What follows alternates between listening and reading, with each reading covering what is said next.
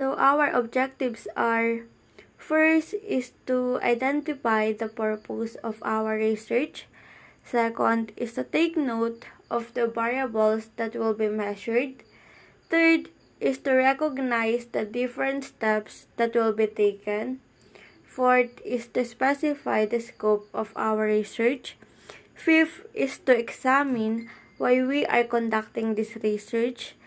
And lastly, to discuss the sampling method that was applied. Introduction, background of the study. Coping is conscious or conscious strategies used to reduce unpleasant emotion. Coping strategies can be cognition or behaviors and can be individual or social. As a result of the pandemic, there has been an increase in stress and a shift toward more emotional coping. Coping strategies are unique to each person and are influenced by environmental factors. This study investigates three distinct coping strategies during the pandemic. Grade 12 students use problem solving, go avoidance, and social support strategies. The purpose of the study was to look into different types of coping strategies used by students to deal with the stress caused by the pandemic. The study also attempts to comprehend the approach taken by students to deal with the stressful situation, as well as how they employ the coping with the hope as a coping strategies. The efficacy of any given coping strategy may also depend on other factors, including perceived controllability of the stressor, ability of sufficient coping resources, intensity of the stressor, and nature of outcomes. Statement of the problem. 1.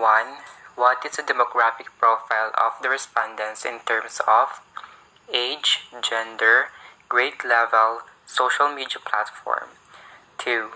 Describe the coping strategies of humanities and social science grade 12 students at Tanawan Institute to the new normal education in terms of social media, time management, coping strategies, internet connection.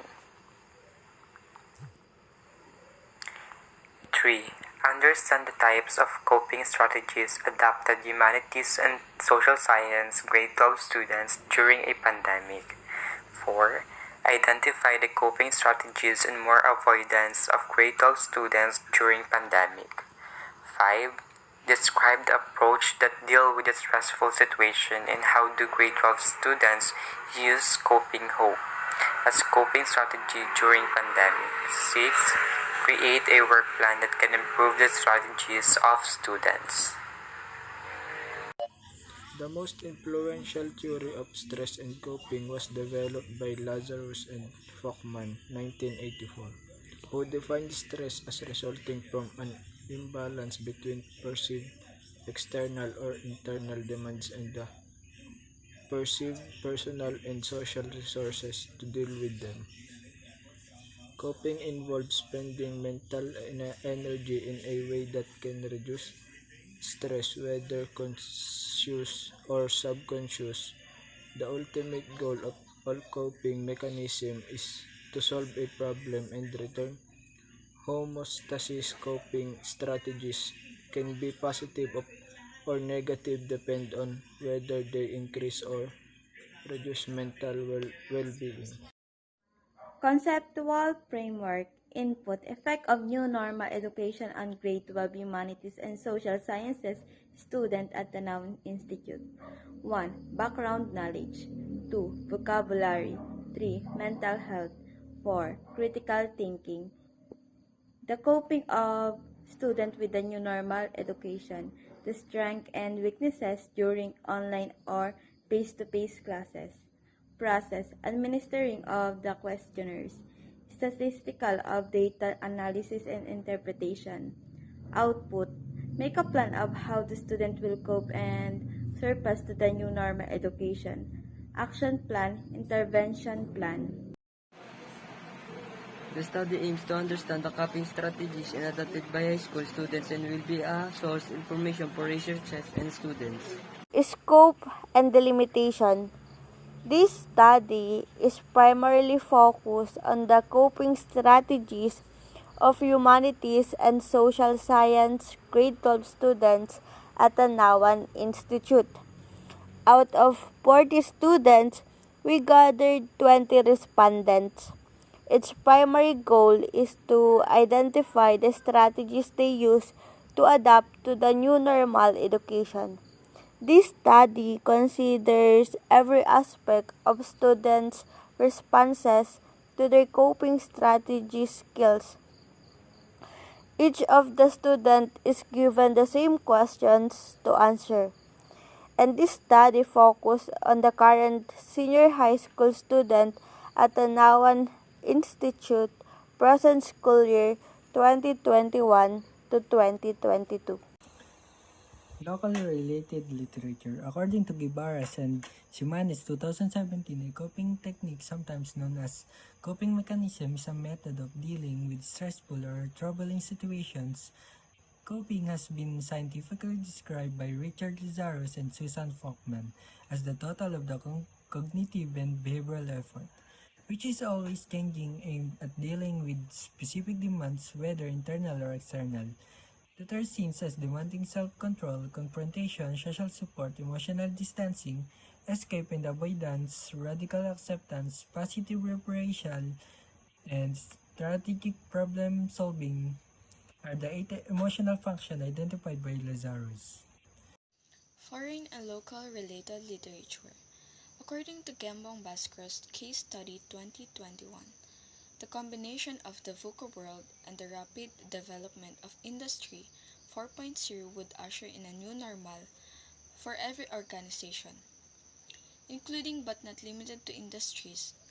Any organization will face either threats or opportunities as a result of this new normal. Whatever it is, companies should be prepared to tackle this new normal, particularly to deal with unpredictable risks such as the COVID-19 epidemic and maybe others to come, which have an influence current operations and future potential. As a result, this paper outlines a long-term strategic initiative involving academics and professionals to develop a master's program that addresses this new normal. The concept of upgrading skills, upskilling, and or reskilling is explored in this study in order to be able to face uncertainties and complexities in the era of the new normal. Simply said, the notion entails integrating practical and academic skills and incorporating them.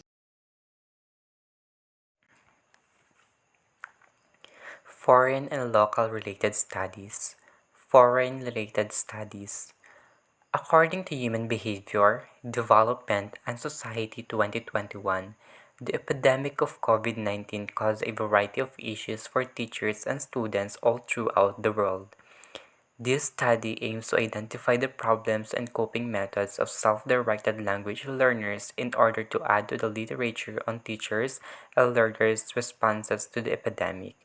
Eight randomly selected collegiate self-directed language learners from three purposefully and conveniently sampled higher educational institutions in the Philippines were interviewed using a case study design which was anchored in the zone of proximal development theory.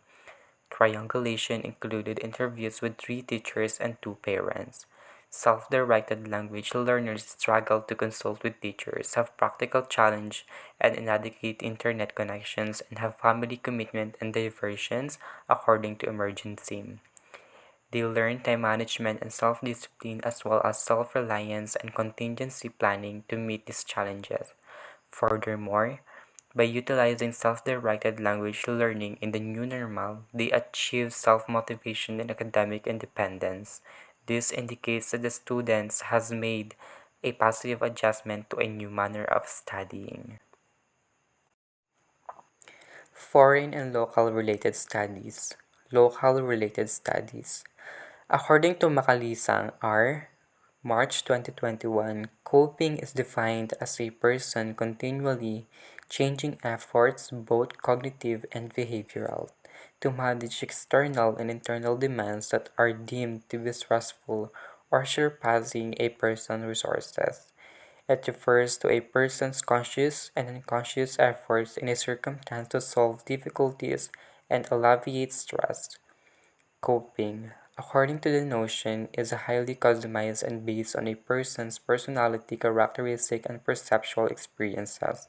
According to Lazarus and Folkman's concept, effective coping techniques are dependent on the emotional functions associated with the problem.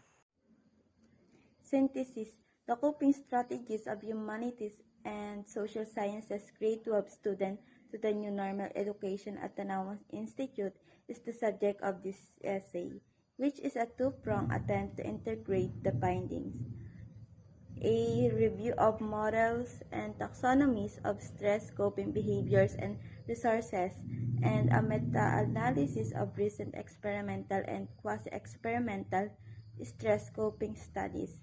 The review resulted in the creation of a taxonomy and, together with the meta-analysis, a two-part comprehensive model of stress coping or stress and coping. In the meta-analysis, an unbiased effect size was calculated by the comparing groups receiving stress reduction intervention to control groups.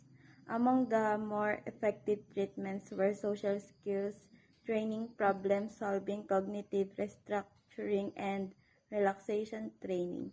When the frequency of treatments identified in the meta-analysis was compared to the frequency of treatments identified in the taxonomy, some treatments of domains such as problem solving were well representative in the taxonomy but appeared infrequently in the meta-analysis.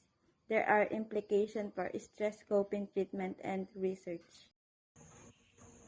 This study determined the coping strategies of Tanaw Institute Humanities and Social Sciences grade 12 student to the new normal.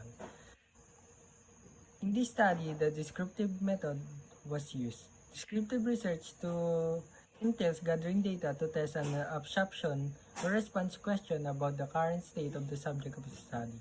Descriptive research establishes and reports on the current state. It has no control over what is already there, and it can only measure what is already there. The descriptive method is the best perfect match for this study because the goal is to find significant description of the variables, which are the coping strategies used by Tanaw Institute Humanities and Social Sciences. Grade 12 students surveys or research questionnaire are used to gather information on a wide range of topics. The goal of this data is to determine the extent to which different situations can be obtained about among these people. Subject of the study. The respondents on the study were 55 students, humanities and social sciences, grade 12 students at Tanawan Institute. Research instrument. The main instrument utilized in this study was a checklist created by the researcher. For the student responders, a questionnaire checklist was created. This questionnaire is here to find out what they are doing to cope with the new normal education. Research procedures. The researchers did the following steps. First, research all necessary reading articles to gather information and data related to their study after the research problem have been identified. Second, the researchers formulate the title, introduction, background of the study, theoretical frameworks, and questionnaires. Third, the researchers sought for all the information of the selected junior high school respondents before the distribution of the questionnaires. The questions were explained by the researchers and the respondents were recommended to answer honestly via online interviews and will happen during vacant time or during Saturdays and Sundays.